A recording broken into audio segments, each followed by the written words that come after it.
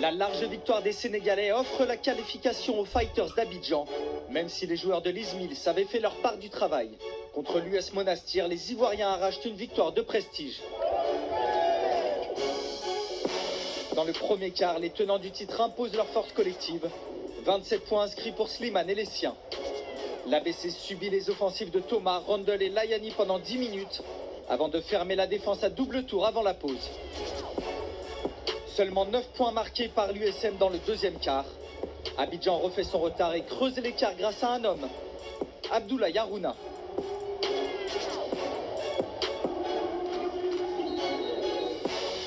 Le show du Nigérien se poursuit dans le dernier quart-temps.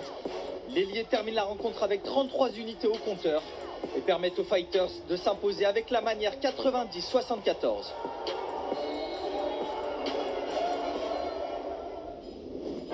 Favori contre les Kwara Falcons, l'ABC a souffert jusqu'au bout pour l'emporter. Derrière au score à moins de 30 secondes du terme, Chudier Bilé a pris ses responsabilités.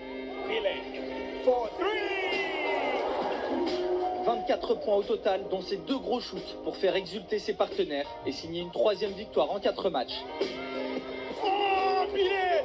Hit another one! Big time back-to-back threes from Chudier Bilé!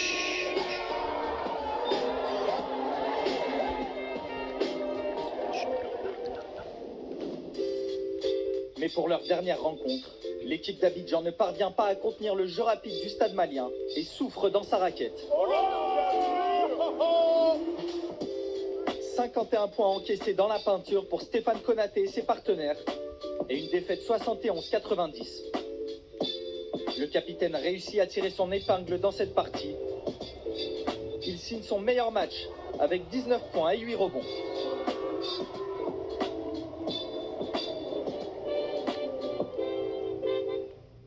Il a tout connu avec l'ABC, mais il découvre la BIL cette année. L'Ivoirien Stéphane Konaté revient sur une carrière aussi longue que prolifique. Salut à tous, c'est Stéphane Konaté, capitaine des Fighters de l'ABC. Et là, c'est le point d'exclamation sur cette performance XXL. Bienvenue dans le BIL Action. Cette année, pour la 3e édition, avec l'ABC, mon club de cœur, mon Dieu a permis qu'on puisse se qualifier pour cette compétition. Pour moi, c'était un ouf de soulagement parce que, enfin, après 2 éditions, j'accède à la BIL. Je pense que ça se passe bien pour le moment. Je suis là pour profiter du moment, je suis là pour profiter de la compétition. Donc, j'essaie de mettre mon petit coin, de m'effacer un peu pour que les autres puissent briller. Ensuite, moi, je puisse accompagner. On a été la bonne phase. Super, on connaît. On a la chance d'avoir un coach formidable qui est coach Mills.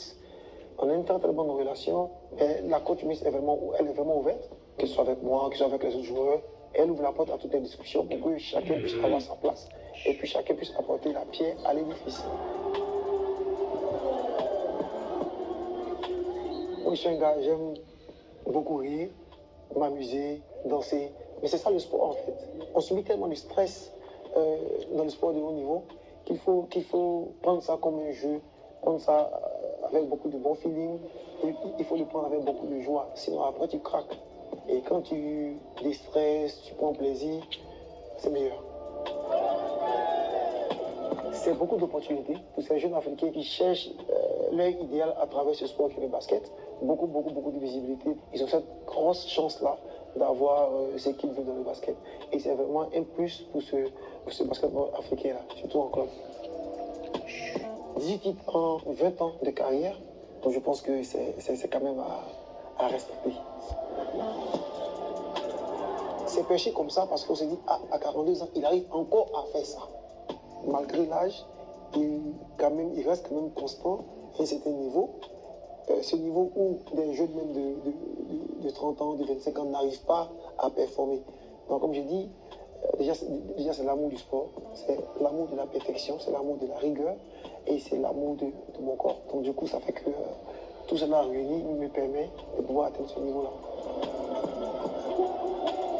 Ça fait que je suis l'un des monuments du basketball en Afrique et c'est un réel plaisir pour moi d'entendre ça. Et comme je l'ai dit, le plus important, c'est de le conserver et surtout de sortir par la grande porte.